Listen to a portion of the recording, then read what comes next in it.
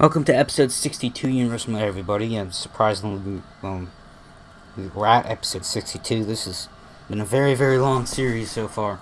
And season 2 is around the corner, sometime in September or October. September comes after August, I don't know. It's gonna happen. Maybe even August, okay?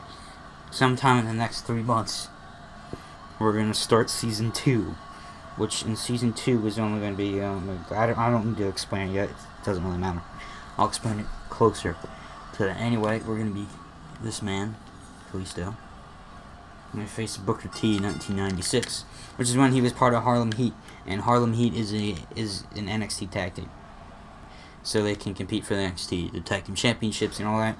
It's just I've not really showed them at all, so now Booker T will be making his, I guess, in-ring debut for Universe Mode.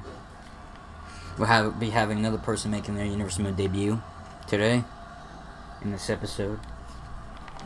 Oh man, Kalisto. That will be Curtis Axel. He's gonna be in the main event against Shinsuke Nakamura, and that main event is a #1 contendership for the NXT Championship. And I kind of just threw Curtis Axel in there because you know he's debuting in a #1 contendership match. Oh, kick right in the leg.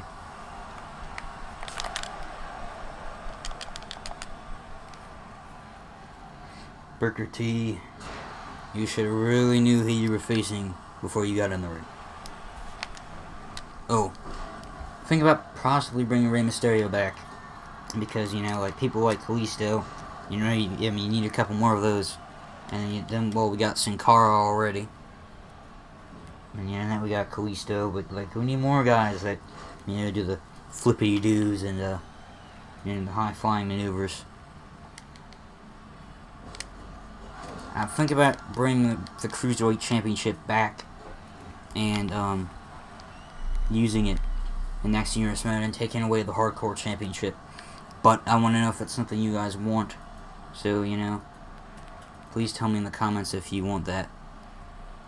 You know, tell me if you want the Cruiserweight Championship or the Hardcore Championship. Honestly, the Cruiserweight Classic in real life, it's going to be good. They should bring back the Cruiserweight Championship. Fashion WWE television. Oh! It'll be pretty good. I did just add the United States Championship to Universe Mode, but really the only point of it was, you know, for the 4th of July. To really get the 4th of July over. You know, that's all it really was. Wait, oh man, Booker T going at it again.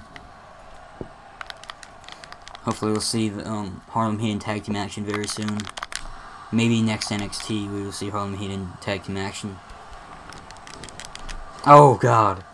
What a clothesline that was. I've never seen anybody go so fast while doing a clothesline like that before. Oh man. You know, I mean, these fast clotheslines, they obviously are meaning something.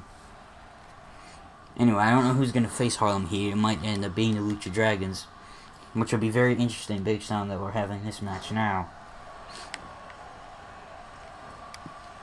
But I believe it is after the Royal Rumble. That's when the next NXT takeover is. So I don't need to have the match next NXT really, but I can if I want.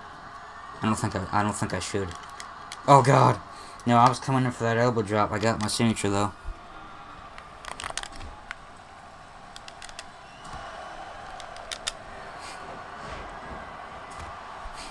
Yeah, that's almost Seth Rollins' finisher. Anyway, yeah, come on, Kalisto. Salute us all, or whatever, however you say it. There it is. Referee's not even looking at the pin. Man, Booker T kicking out of it. That's just not something you expect. Oh man, Hurricanrana. Imagine Rey Mysterio being back. That'd be good. That would be good in real life. That'd also be good for Universe Mode as well. Because you know, getting another high flyer, possibly bring back the Cruiserweight Championship.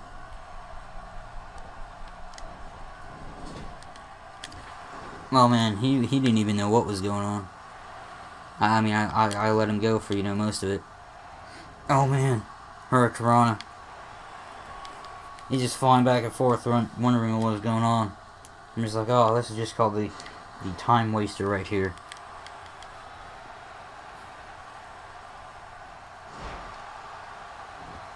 Okay, I don't know what to do next. Maybe go top rope with my low stamina that I have. And Kalisto, I thought my stamina would be high and proud. Oh, wait a minute. Oh! This would be good if it ended the match. And it did.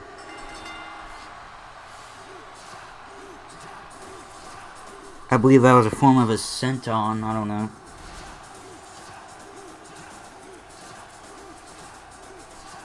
Or 360, it was definitely 360 flip.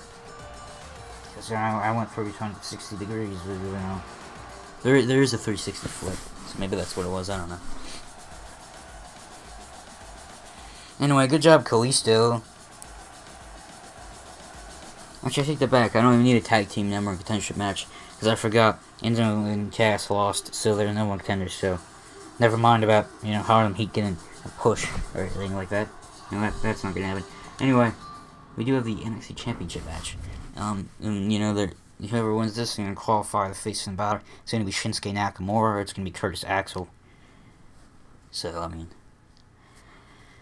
two very, very good competitors. Shinsuke Nakamura will be having his third match in Universe Mode, and Curtis Axel will be having his first.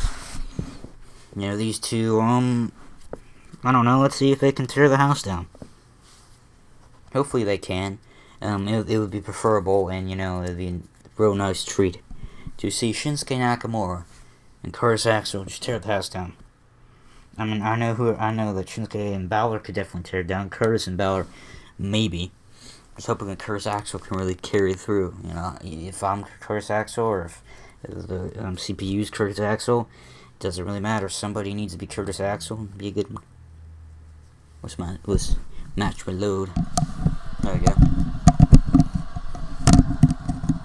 Oh, we're here in Nashville. I did not realize that.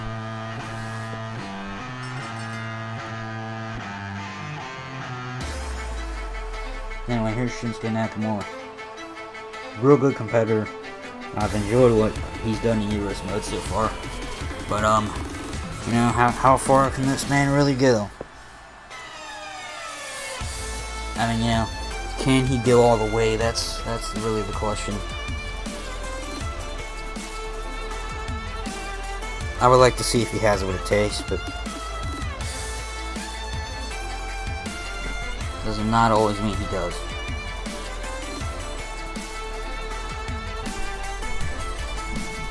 Yeah, good job, Drew. He's making it to the ring. Gonna see what this man got.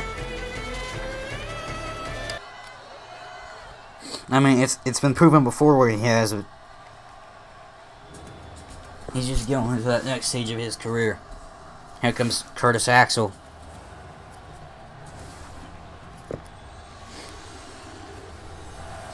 Right into the WWE ring. You know, Bret Hart says he is terribly underrated. I mean, that he really deserves a push. Well, I agree with Bret Hart. And, you know, Bret Hart makes many valid points on, you know, the business. And when something like the Montreal Screwjob happens to you, you tend to make a lot of valid points in your life.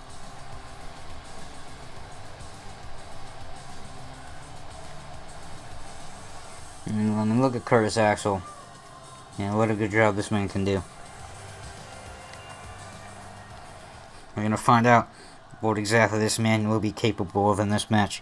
I question why he has no logo on the back of his trunks. I mean, it was supposed to say AXEMAN. I don't know why they didn't. But, you know, put it on him, but, you know, whatever. I remember Extreme Rules. Oh my god, that was funny. I remember Macho Mandow and I don't know what his name was. Oh yeah, his name was AXEMAN. AXEMAN and Macho Mandow. Man, they were such a good tag team. But then Hogan had to have that lawsuit, and it eventually got Sandow out of the company. You know, he could have hung on with their you know, Mega Powers thing going. Anyway, yeah. Shinsuke Nakamura.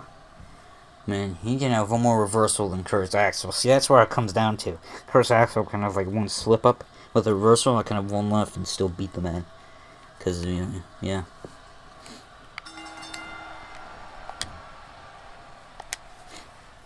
Just nice grappling from the start. It's very nice to see these two, and I'm sure they would have a really good, nice technical wrestling match if Curtis Axel was allowed to be decent. Because let's face it, he is. And there's a lot of people that I know who think that, people like Curtis Axel or Zack Ryder or anybody like that, they aren't good wrestlers.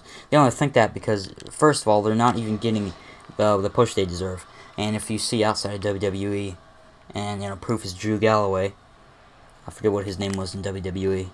They had Drew McIntyre. He was a jobber in WWE, part of the three-man band. He did really, really bad. But he's TNA World Champion now as Drew Galloway. And he's very, very good.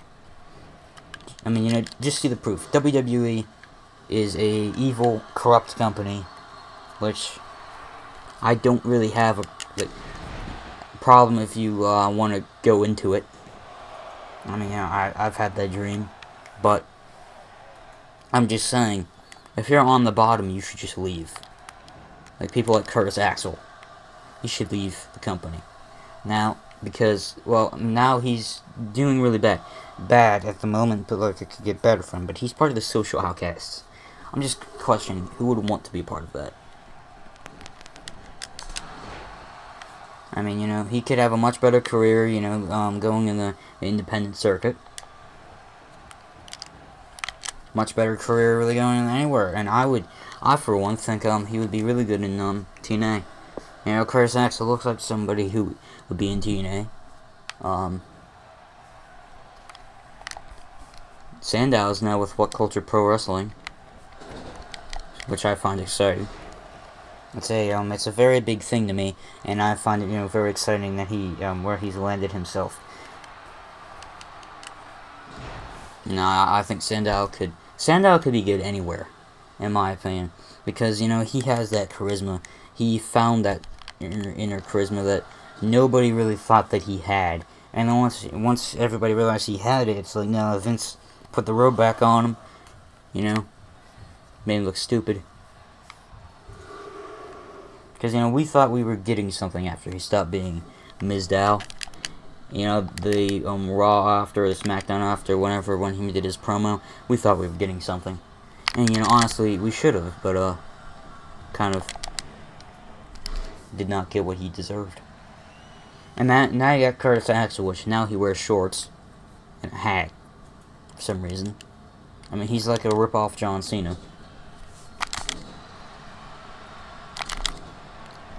And I said it from, when they started.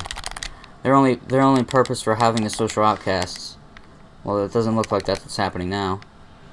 The original only purpose was because a lot of the roster was gone, and they needed some filler. But now they got Cena back, they got Rollins back. Well, they still need that filler apparently. So apparently now they're just actually becoming an actual thing for some reason. I mean, the pointless social outcasts, which are, for some reason, in Marine 5, and the Marine movies are literally, some of the worst movies I've ever seen. And, The Miz is proud of being them. Man, if I would have won that dirty pin, would have been a pretty mad Curtis Axel in the ring. Oh, man. But, just hear me out here. Every single jobber in WWE they should really be better. They are much better wrestlers than WWE is making you believe. And people I know are thinking that they just suck and they're really, really bad, and that's why they literally think that they just can't win. Which is, I'm like, what do you think, this is real? Oh, an armbar. Not expecting an armbar at all. I did not know he did armbars. I did a very, very crappy job with that. See, now I gotta build my way all the way back up. Man. See, I mean, it takes a long time to really give yourself a build. Oh! Man, I think I might just smacked Curtis Axel's head, maybe just a little bit too hard off that apron. I mean, Axel's really paying for it, like, He's in pretty bad condition in this match so far.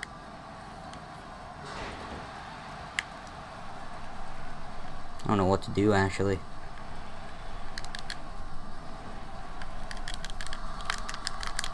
Oh man, oh, right for that clothesline. And now his body has some orange damage.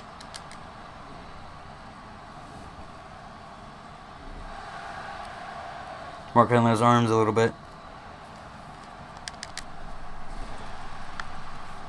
We have that signature now. Just a matter of me using it. Oh, there you go. What a drop kick.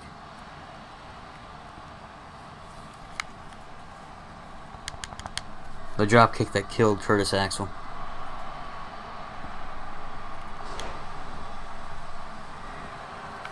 Oh man, stamina is gonna become a real problem doing this finisher. I know from experience, well, of watching it happen, you need a lot of stamina to make that finisher work. And I don't know if I had enough.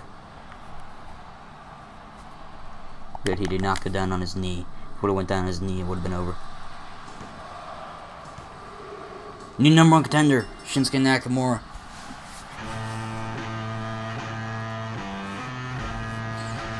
And nice job. Now he's going to fleece Finn Balor, whatever the next NXT takeover is. I don't quite know what it is because I'm not quite prepared for this stuff. I've been thinking NXT takeover Japan. Again, not quite sure. But, yeah. I don't know. Feeling NXT takeover Japan, I don't know. It feels like it would go well. It feels like it would be something. I mean, I don't know. You know, whatever you guys want to think. But, you know, it still comes up to my point of the fact that, so many people get misused in WWE and wrestling in general. And, you know, I mean, and everybody should be paid the same. This is really, how Ryback and CM Punk really, basically, you know, towards the end of their careers, they literally went through the same stuff. They went through staph infection, they went through talk about money and having problems with how WWE and they paid people, and, you know, Ryback and CM Punk may have paid each other, but they really left in the same exact way. And, you know, they left on the note that I'm saying right now. They were right about everything they spoke about, and but you know, the business as a whole can't get ruined because of this. It's still a business. It still does very, very well. A lot of people love it. A lot of people enjoy it, which would include me. So